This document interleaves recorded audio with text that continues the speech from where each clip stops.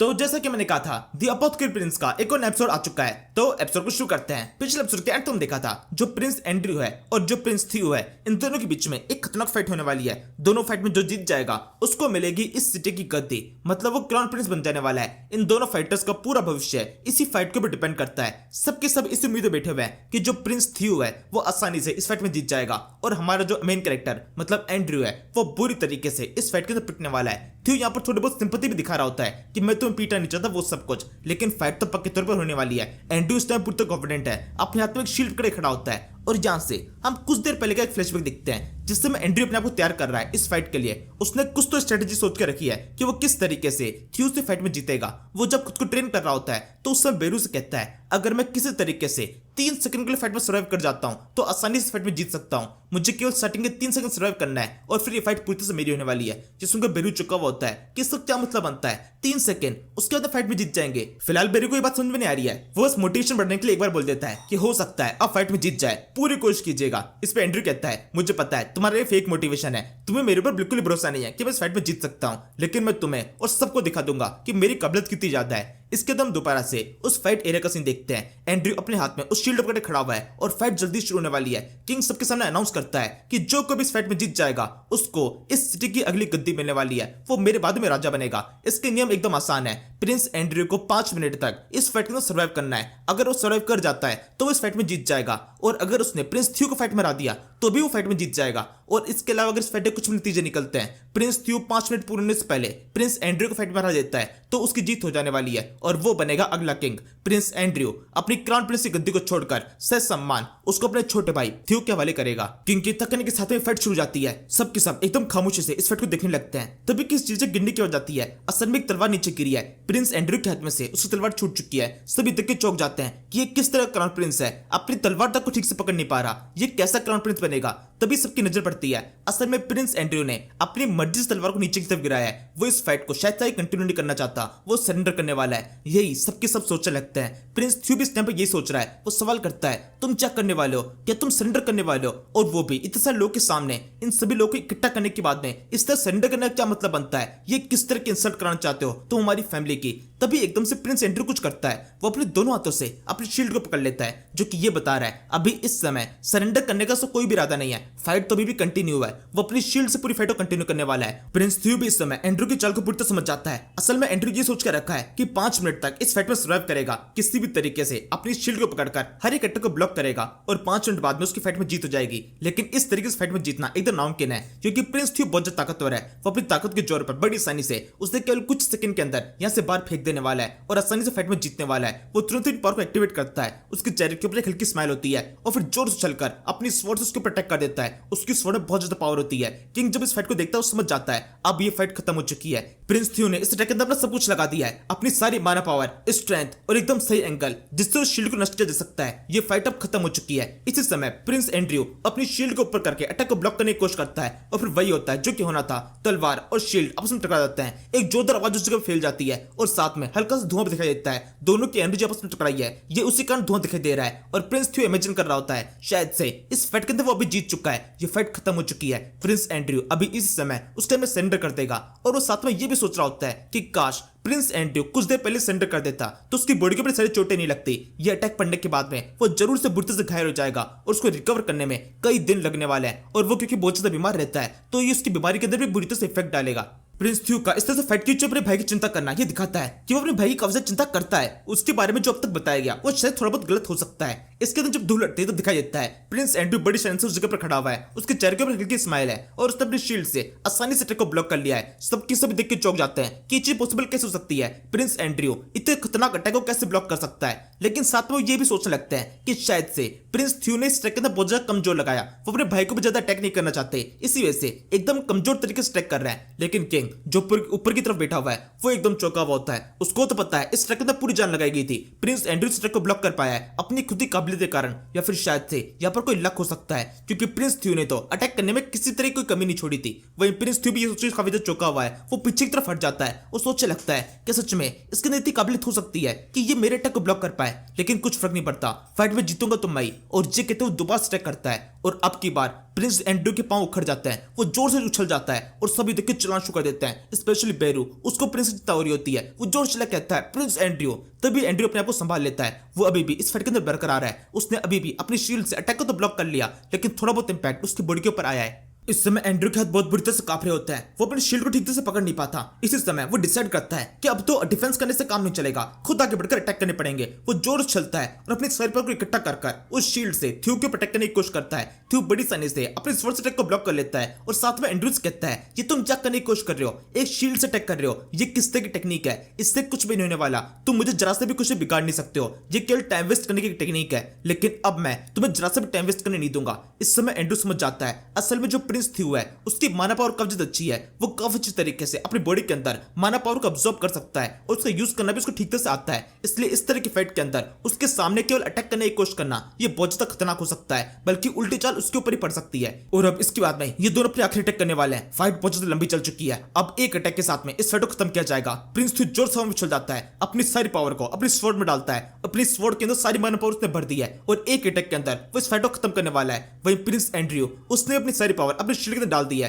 वो पूरी तरीके से अपनी शील्ड के ऊपर रिलायबल है। अगर उसकी शील्ड टूट जाती है तो फाइट खत्म हो जाएगी और इसका उल्टा परिणाम भी देखने को मिल सकता है। हो सकता है प्रिंस एंड्रयू यहां पर खत्म हो जाए क्योंकि अटैक बहुत ज्यादा खतरनाक है। इस समय जैसे ही प्रिंस थ्यू की स्वॉर्ड सीधा उस शील्ड की टकराती है, एक जोरदार धमाका उसके ऊपर दिखाई देता है। पिछली बार जो धुआं दिखाई दिया था, अब की बार का धुआं उससे कहीं जाता है, लेकिन प्रिंस एंड्रयू उसने अब की बार अटैक को आसानी से ब्लॉक कर लिया है। असल में पूरी तरह से एक शानदार पोस्टर के अंदर था, सारा प्रेशर आसानी से जमीन की तरफ चला गया। इस समय एंड्रयू के तीनों बॉडी पार्ट के एकदम अलग अलग पर्सपेक्टिव दिखाई देते हैं। उसका दिल बुरी तरह से कांप रहा होता है, जो कि चिल्ला के उससे कह रहा है ये तुम क्या करने की कोशिश कर रहे हो, क्या तुम पागल हो चुके हो, ये स्टंट दोबारा से करने की कोशिश मत करना, इसमें तुम्हारी जान जा सकती है। वही लंग्स वो बुरी तरह से कांप रहे होते हैं, एक दूसरे गले लग जाते हैं और बुरी तरह से हाफना शुरू कर देते हैं। और नीचे की साइड में सबसे इंपॉर्टेंट लीवर वो पूरी तरीके से एंड्रयू को सपोर्ट कर रहा होता है। इसके अंदर अपनी पूरी जान लगा दो और हम सभी को भी अपने होस्ट को सपोर्ट करना चाहिए, ये कहते हुए सबको मोटिवेट कर रहा है। इस तरीके से इन तीनों बॉडी पार्ट के एकदम अलग अलग पर्सपेक्टिव दिखाई देते हैं। और अब इसके बाद में इस फाइट का मेन टर्निंग पॉइंट आता है। दोनों के पास में सेम स्किल है, अरसान कौन स्किल, तो यहाँ पर तो दोनों एक दूसरे के बराबर हो जाते हैं। लेकिन एंड्रयू के पास में एक चीज एक्स्ट्रा है, उसके पास में उसकी बॉडी के अंदर एक्स्ट्रा स्लॉट्स है, जिसके उसने काफी सारे लिक्विड को भर के रखा है, जो कि उसकी बॉडी को बहुत ज्यादा पावर देते हैं। उसने फाइट शुरू करने से पहले भी काफी सारे लिक्विड को पी लिया था, जो कि अभी भी उसकी बॉडी के अंदर है। अब जब उसकी स्ट्रेंथ हल्की से कम हो चुकी है, वो तुरंत ही थोड़े से लिक्विड को अपनी बॉडी के अंदर रिलीज कर देता है और इसी के साथ में उसकी स्ट्रेंथ दोबारा से बढ़ जाती है। और यहाँ से फाइट पूरी तरह से बदलना शुरू हो चुकी है। यहाँ पर प्रिंस थ्यू तो पूरी तरह थक चुका है, लेकिन प्रिंस एंड्रयू वो अभी तक पूरी तरह तरोताजा है। उसकी बॉडी के अंदर कुछ अलग सी एनर्जी दिखाई दे रही होती है। वैसे यहाँ पर कुछ अलग से चमत्कार दिखाई देता है। इस समय प्रिंस एंड्रयू का हाथ दिखाई देता है, जिसके आसपास में 2 माइनस सर्किल है, लेकिन ये कब हुआ? उसके पास में तो केवल एक ही कोर था। वैसे इससे बड़ा चमत्कार, जब जो बाकी सारे लोग मौजूद हैं वो सब के सब देख रहे होते हैं, उनका मुंह खुला ही खुला रह जाता है कि ये चीज पॉसिबल कैसे हो सकती है। प्रिंस एंड्रयू अभी तक इस फाइट के अंदर खड़ा हुआ है, प्रिंस थ्यू ने इस फाइट के अंदर सब कुछ लगा दिया है। अब की बार तो ये भी नहीं कह सकते कि उसने जरा सा अपनी पावर को रोकने की कोशिश की होगी, क्योंकि उसने बिल्कुल ही पावर को रोका नहीं है। पूरा उछल के पूरी ताकत से अटैक किया है, जितना वो ताकत से अटैक कर सकता था। लेकिन प्रिंस एंड्रयू ने अपनी शील्ड से आसानी से अटैक को ब्लॉक कर लिया। मतलब कुछ तो यहाँ पर कमाल का हुआ है। इस समय अपने अटैक को देखकर और प्रिंस एंड्रयू के इस डिफेंस को देखकर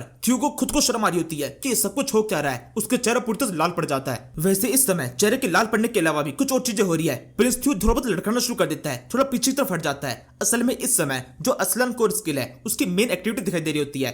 असल में जो असलन कोर स्किल है उसकी मदद से किसी भी चीज के अंदर से उसकी माना पावर को बाहर निकाला जा सकता है। प्रिंस थ्यू पूरे समय जो एंड्रयू की पावर है उसको ऑब्जॉर्व करने की कोशिश कर रहा था, ताकि उसको कमजोर कर सके और खुद को ताकतवर कर सके। ये असलन कोर स्किल का मेन पार्ट है, दूसरे की पावर को ऑब्जॉर्व करना। लेकिन यही चीज उसके नेगेटिव हो चुकी है। असल में एंड्रयू को ये बात पहले से पता थी कि प्रिंस थ्यू इस फाइट के अंदर इस तरह की स्किल का यूज कर सकता है, इसलिए वो पहले से तैयार होकर आया था। उसने अपनी बॉडी के एक पार्ट के अंदर एक स्लॉट के अंदर कुछ शराब को मिला रखा था। ये शराब वैसे प्यूरी तरह शराब भी नहीं है, इसके अंदर और भी काफी सारे तत्वों को मिलाया गया है। काफी सारे नशीले पदार्थ जो कुछ भी एंड्रयू को मिले वो सब कुछ मिलाकर एक लिक्विड बनाया गया और उसको एंड्रयू ने पी लिया है और उसको अभी इस समय बाहर की तरफ उगला गया है, जो कि अब थ्यू की बॉडी के अंदर है। थ्यू की बॉडी के ऊपर उसका खतरनाक इफेक्ट दे रहा होता है, उसको चक्कर आ रहे होते हैं। एक ही सेकंड के अंदर फाइट के बीच में बूते टल्ली हो चुका है। वो सोच रहा होता है कि ये चीज हुई कैसे। वो अभी अभी एंड्रयू के ऊपर एकदम ठीक तरह से अटैक कर पा रहा था, लेकिन अटैक करने के तुरंत बाद में वो इतनी बुरी तरह से घायल हो चुका है, उसकी आंखें एकदम दिल्ली पड़ना शुरू हो चुकी है। कुछ तो है जो कि उसकी बॉडी के अंदर गलत तरीके से गया है। इसके बाद में कुछ शानदार चीज दिखाई देती है।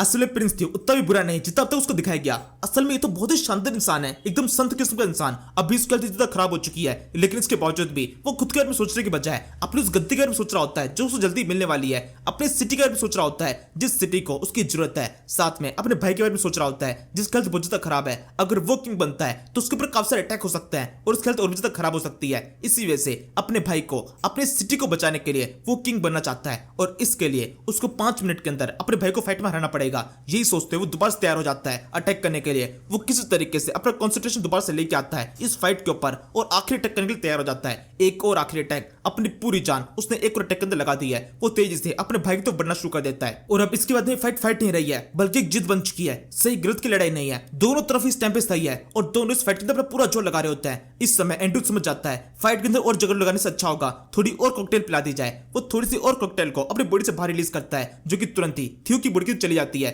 थ्यू कुछ अजीब जगह पहुंच जाता है। वो एक असले बार के अंदर है। वो अजीब सी चीज सीख रहा होता है कि कुछ देर पहले फाइट के बीच में था लेकिन अचानक से किस जगह पहुंच गया। उसके सामने एक बार टेंडर है। वो उससे पूछने लगता है कि उसका भाई किस जगह पर है। बगल में उसका भाई बैठा होता है जो कि उसको कुछ और शराब ऑफर करता है और इसी समय वो सिमुलेशन से बाहर निकलता है। वो समझ जाता है अभी भी वो फाइट के बीच में ही है लेकिन उसको बेकार के दृश्य दिखाई दे रहे हैं और ये सब कुछ उस अजीब चीज के कारण है, उस अजीब सी एनर्जी के कारण जो कि अचानक से उसकी बॉडी के अंदर एंटर कर रही है। लेकिन अब इस समय वो खुद की बॉडी को संभाल नहीं पाता। वो बस लगातार उस मैनिपुलेशन को अपने ऊपर हावी होने से रोक रहा होता है। लेकिन ये एकदम परफेक्ट टाइम है एंड्रू के लिए इस फाइट को खत्म करने का। वो अपने शील्ड को साइड की तरफ फेंकता है और अपने हाथ के अंदर एनर्जी इकट्ठा करने लगता है। अब तक इस पूरी फाइट के अंदर उसने ज्यादा मान पावर का यूज नहीं किया। वो सारी मान पावर अभी भी उसकी बॉडी के अंदर ही है जो कि एक साथ में उसके हाथ के अंदर दिखाई दे रही होती है। हाथ पूरी तरह चमकने लगता है और फिर जोर से वो अपने भाई की तरफ बढ़ता है। उसे धीरे से कहता है इससे तुम्हें बिल्कुल थोड़ा सा दर्द होगा। प्रिंस थ्यू इस टाइम पर शराब के नशे में है। वो इससे खुद को बचाने के लिए कुछ कर नहीं सकता। उसका हाथ सीध जाकर उसके पेट में टकरा जाता है और इसी के साथ में एक एनर्जी वेव दिखाई देती है। एनर्जी वेव पड़ने के साथ में प्रिंस थ्यू की हालत खराब हो जाती है। ये फाइट खत्म हो चुकी है। प्रिंस थ्यू बहुत दूर जाकर गिर जाता है और सब लोग चौंक जाते हैं कि ये चीज पॉसिबल कैसे हो सकती है। ये बंदा फाइट में कैसे जीत गया, खरगोश कछुओं कैसे हरा सकता है। लेकिन अब तो फाइट का नतीजा सबके सामने है। प्रिंस एंड्रू फाइट में जीत चुका है। प्रिंस एंड्रू ने अपने छोटे छोटे अटैक करके प्रिंस थ्यू को फाइट में हरा दिया। इसमें प्रिंस थ्यू वहां सामने की तरफ पड़ा हुआ है और एंड्रू आराम से खड़ा हुआ है। किंग ये सब कुछ देख रहा होता है कि ये चीज पॉसिबल कैसे हो सकती है। असल में इस समय वो प्रिंस एंड्रू की पावर को स्कैन करने की कोशिश कर रहा होता है। उसको दिखाई देता है प्रिंस एंड्रू की पावर पिछली बार जब उसने स्कैन की थी उससे भी कहीं ज्यादा हो चुकी है। मतलब उसने कुछ टाइम के अंदर अपनी पावर को काफी ज्यादा बढ़ा दिया है और वही इफेक्ट इस समय इस फाइट के अंदर दिखाई दिया है। इस समय थ्यू वहां पर जेल में पड़ा हुआ होता है। तभी एंड्रू उसके पास में जाता है, उसके पांव से कुछ छेड़ने की कोशिश करता है। थ्यू कहता है कि तुम क्या कर रहे हो। इस समय एंड्रू बताता है असल में इस समय उसकी बॉडी के अंदर काफी सारा जो इविल माना है वो उसको बाहर की तरफ निकालने की कोशिश कर रहा है। इससे उसको जो चक्कर आ रहे हैं वो चक्कर ठीक हो जाएंगे। तभी थ्यू की नजर पड़ती है असल में उसकी तलवार उससे काफी ज्यादा दूर है तो फाइट आगे कंटिन्यू नहीं की जा सकती। वो तुरंत ही अपनी हार को एक्सेप्ट कर लेता है। इस पर एंड्रू कहता है कि सच में मैं इस फाइट में जीत चुका हूं, मुझे बिल्कुल विश्वास ही नहीं हो रहा है। तभी थ्यू की नजर पड़ती है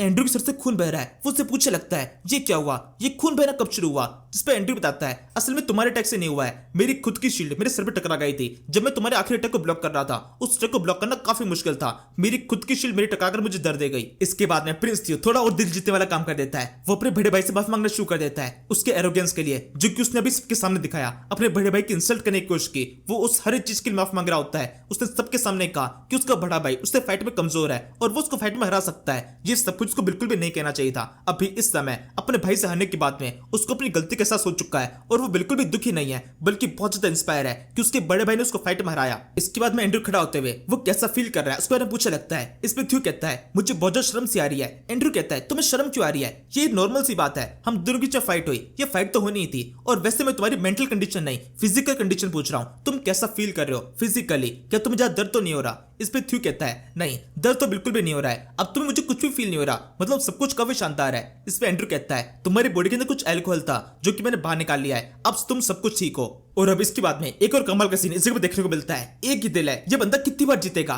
प्रिंस थियोंडर मैग्नाटो अपने भाई के सामने घुटने टेक कर जब जितने भी लोग मौजूद है उन सभी से कहने लगता है मैं सभी लोगों के सामने ये बात का ऐलान करता हूं, मैं थियोंडर मैग्नाटो मेरी हार हुई है मेरे बड़े भाई रकेल एंड्रू मैग्नाटो से। मैं इस बात को एक्सेप्ट करता हूं कि मैं किसी भी तरीके से अपने भाई से आगे नहीं हूं। मेरा भाई हर चीज में मुझसे ज्यादा कैपेबल है और इस सिटी का जो अगला किंग होना चाहिए वो मेरे भाई को ही होना चाहिए। मैं अपनी पूरी जिंदगी के लिए प्रिंस थियोंडर मैग्नाटो अपनी पूरी जिंदगी मेरे बड़े भाई के हवाले करता हूं। मेरी पूरी वफादारी मेरे बड़े भाई रकेल एंड्रू मैग्नाटो के लिए होने वाली है। अगर उनके कहने पर मुझे अपनी जान तक कुर्बान करनी पड़ती है तो मैं उसके लिए भी तैयार रहूंगा। मेरे होते हुए उनकी किंग की पोस्ट के ऊपर बिल्कुल भी आंच नहीं आएगी। जब तक मैं जिंदा रहूंगा तब तक उनकी पूरी सेवा करता रहूंगा। ये मेरा वादा है प्रिंस थियोंडर मैग्नाटो का। आज से लेकर मेरे मरने तक मेरी पूरी वफादारी मेरे बड़े भाई रकेल एंड्रयू मैग्नेटो की तरफ ही होने वाली है। मैं अपनी जान कुर्बान करने से पहले भी एक सेकंड के लिए भी सोचूंगा नहीं। और अब इसी के साथ में इस जगह का माहौल एकदम से बदल जाता है। सब लोग चूंकि अभी तक पूरे चौंके हुए थे, इस पूरी प्रतिज्ञा को सुनने के बाद में जोर से हुकार भरना शुरू कर देते हैं। हूटिंग उस जगह पर शुरू हो जाती है। सब लोग बहुत ज्यादा खुश हो चुके हैं। प्रिंस थियोडोर मैग्नेटो पूरी तरीके से प्रिंस एंड्रयू मैग्नेटो को सपोर्ट करने वाले हैं और यही बात सब लोगों को बहुत ज्यादा खुश कर देती है। वो सबके सब जोर जोर से चिल्ला रहे हैं और अब जाकर एंड्रयू को एहसास होता है कि हाँ सच में वो इस फाइट में जीत चुका है। उसको विजेता वाला एहसास अब होता है कि हाँ सच में उसे कुछ खास मिला है। राजा की गद्दी वो इंपॉर्टेंट नहीं है, लेकिन एक भाई जो इस तरह का हो, जो कि उसको पूरी तरह सपोर्ट करने के लिए तैयार है, अपनी जान तो कुर्बान करने के लिए तैयार है, इस तरह का भाई मिल गया। और क्या चाहिए। ये राजगद्दी जो कि उसके पास में है, जो कि वो आसानी से अपने भाई को देने के लिए तैयार था, इस सबसे फर्क नहीं पड़ता। लेकिन एक ऐसा भाई ये मिलता है, ये हो तो कमाल की चीज है। इससे बड़ी ट्रॉफी नहीं हो सकती। प्रिंस एंड्रयू के लिए ये एक बहुत बड़ी अचीवमेंट होती है और सिस्टम खुद से इस बात को एक्सेप्ट कर रहा होता है कि हाँ इससे बड़ी अचीवमेंट बिल्कुल भी नहीं हो सकती। इस अचीवमेंट के कारण एक नया चीज अनलॉक हो चुकी है, एक नई स्किल अनलॉक हो चुकी है। अनलॉक होने से पहले ये स्किल खुद कह रही होती है कि हाँ इससे बड़ी अचीवमेंट कुछ भी नहीं हो सकती। वो पहले से एक किंग था, एक क्राउन प्रिंस पहले से था, लेकिन अब एक बड़ा भाई बन चुका है। इससे छोटा भाई, इससे बड़ी अचीवमेंट कुछ भी नहीं है। और इसी वजह से रिवॉर्ड के तौर पर एक स्किल को अनलॉक कर दिया गया है। बेरू भी इस समय साइड में खड़ा होकर अपने आंसू पोंछ रहा होता है और वहीं प्रिंस एंड्रयू उसके चेहरे के ऊपर तो उसे खुशी समाई नहीं रही है। और ये था द अपोथेकेरी प्रिंस का 5th एपिसोड। बताओ एपिसोड कैसा लग रहा है, सीरीज कैसी लग रही है, क्या सीरीज कंटिन्यू करनी है? इससे पहले कि आप लोग रिप्लाई करोगे, मैं जरूर से नेक्स्ट एपिसोड के ऊपर काम शुरू कर चुका हूँ। बहुत सारे अच्छे कमेंट कर देना। आप लोग कमेंट करोगे तो अगला एपिसोड बहुत जल्दी आ जाएगा। तो थैंक यू फॉर वॉचिंग। तू मेरा बेटी तुझे अपनी बीती तू है, समंदर सी दुनिया भावना में बह गया मैं।